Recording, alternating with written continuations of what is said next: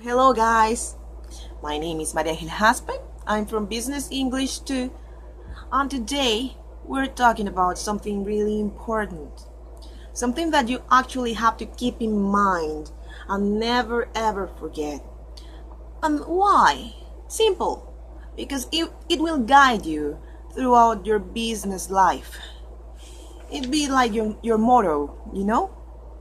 Okay, and what is that statement? The statement says the next. Conversational English is inadequate to achieve what? My career objectives. To become a global professional. To be a real manager. Conversational English is inadequate to achieve what I want to. Okay? And what is that? Why is that conversational English is inadequate to achieve my career objectives? That's actually a question that we will answer later. We're gonna start from the beginning. So the first question you actually have to make to yourself is, what is a business? This is pretty simple to answer, since a business is an enterprise that identifies, anticipates, and satisfies a market's needs. Okay? IAS. Identifies, anticipates, and satisfies a market's needs. And this is all done by a manager. A manager is a person that knows how to persuade his members, his team members. He knows how to convince them, how to tell them that their meanings are actually the right ones. Because he is a manager, he has to know how to communicate his meanings, his ideas. Okay? So why do business identify, anticipate, and satisfy market's needs? Because they want to create massive values, okay? And like I said, this is all done by a manager. They also have to do 4 major functions that basically go in an infinite loop. They are an ongoing process that never ever stops. Okay, so the first function is actually planning. In this step, you do the next. You have to set a course for the business, for the enterprise.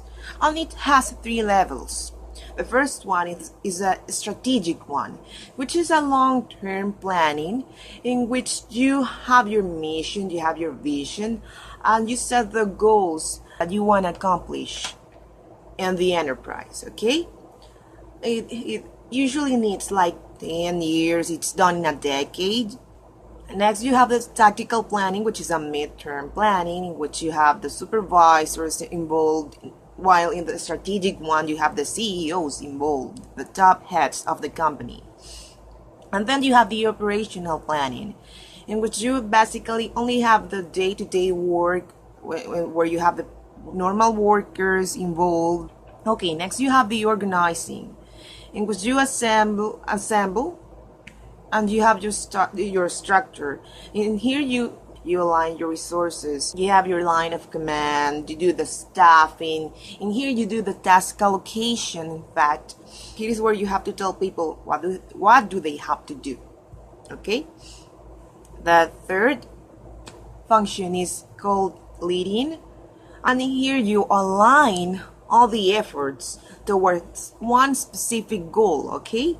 In here, basically, the manager has to know how to inspire his team members. In here, you have to find, here's where the real magic happens, where you find that if you do this wrong, everything will fall apart, because this is the most important function. Like this, you will create new meanings. Okay, so that's why it's important.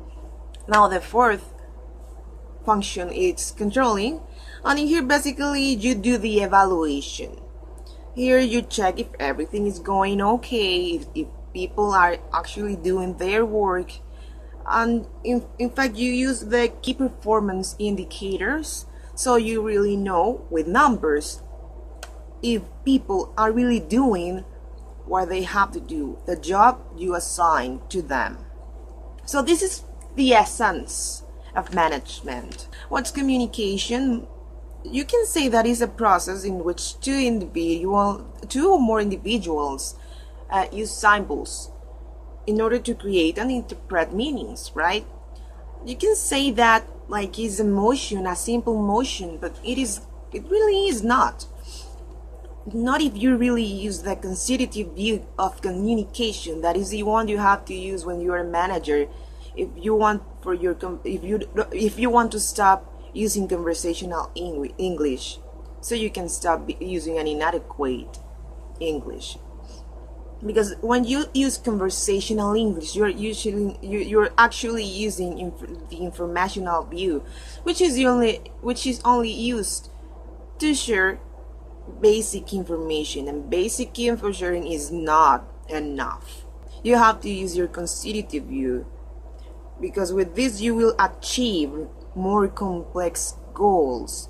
With this you are not only doing basic info sharing, you are communicating your meanings, you are creating good ideas, you will persuade skeptical team members with this, because the constitutive view really will communicate that you have in mind. If conversational English is inadequate to achieve my career objectives, then what do? What do I do? Well, here you use 6 competencies, okay? 6 competencies that are actually really important. The first one is that you have to acquire native-like English proficiency. You have to learn. You want to be fluent? Study. Prepare yourself. The second competency is that you have to relearn basic concepts from business school, because you have to know the terminology you want to use. You cannot stop there blabbering. You cannot be stuttering. You have to use the terminology to show people that you really know what are you talking about. You have to improve your public speaking skills, because a manager has to know how to make others believe in what he believes. Okay? You have to have a sharp business judgment, so you know how to select an alternative from others. You have to challenge critical thinking. Think more than it usually is seen. You have to be proactive. You have to be a good leader, and a good leader has innovative ideas. And lastly, you have to expand quantitative skills and data sufficiency capabilities. And why is that? Because you cannot improve what cannot be measured. So if you don't use statistics, if you don't statically speak about something, if you say that something is not working, but you don't show what's not working, what's not working, then you have nothing.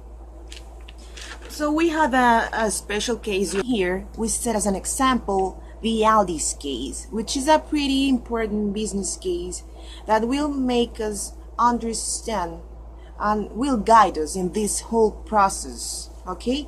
Because you have to keep in mind that ALDI is a major player in the retail industry, and specifically in the discount segment. We basically have something named the 4 P's, because the first P is for product, because ALDI has 14,000 of the most commonly purchased items under its own exclusive brand. But ALDI also offers products that have a quality that compares, that is similar to the ones that the national brands have. The second P is price, but you have to remember these 3 initials.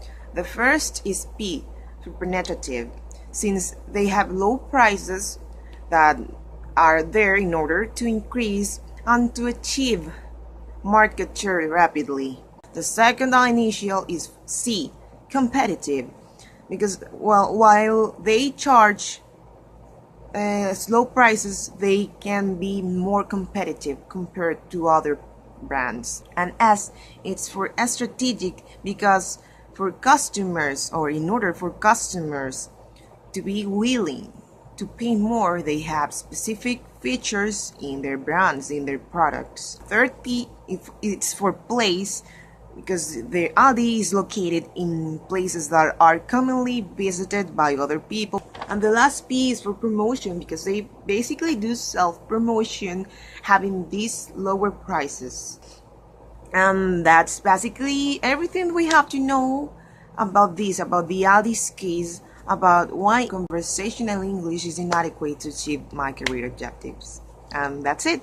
Thank you for being here. Bye.